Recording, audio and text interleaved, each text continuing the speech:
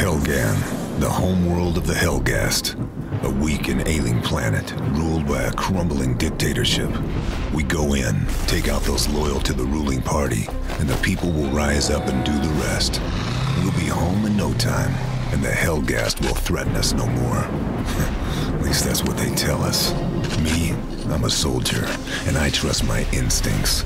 And my instincts are telling me something's not right. Guess we'll find out soon enough.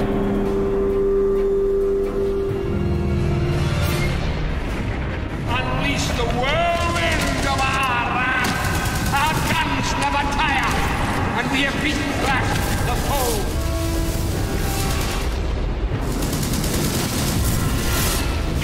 So we had this idea of a massive planetary invasion, and in Killzone 2 it's actually the first time that we're taking the war to the home planet of the Helghast.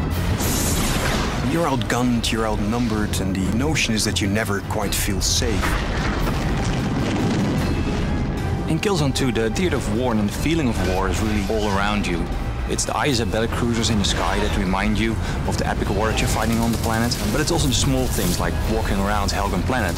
And we try to really entrench this feeling of war in all the different elements. Immersion for Killzone 2 is really important for us. So we removed all the distractions, such as the HUD, for example, which always sits in between the player and the actual world. We wanted to make the player feel vulnerable. So we have a lot of things going on that make him feel that he's really there. The other thing we try to do is make the player feel physically connected to the world. There is this valve that you can turn, and you use the 6-axis controller. That really makes the player feel more immersed. We've made everything first person. For example, helping a buddy up a higher area is in first person. If the player dies, the camera will fall over in first person. Because every time you pull out the camera and make a third-person shot, it breaks the sense of immersion. The PlayStation 3 has allowed us to do much more complex things with the AI in Killzone 2. The Helghast will respond much more to the player's actions. They will jump over obstacles and hide behind cover. And if you shoot the cover, they will rethink what to do and make another plan. The hit response system in Killzone 2 has become one of the most important mechanics in the game. And to make that as realistic as possible, we spent a lot of time on making this system really work well. Whenever the player fires at an enemy in a certain situation, he will see a different response, which really adds to the variety of the game.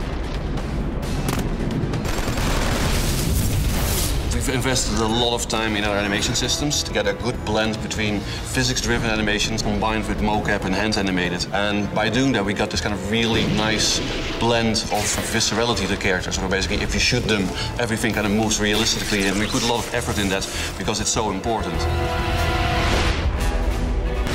Every hit in our game has got to create a very dramatic impact.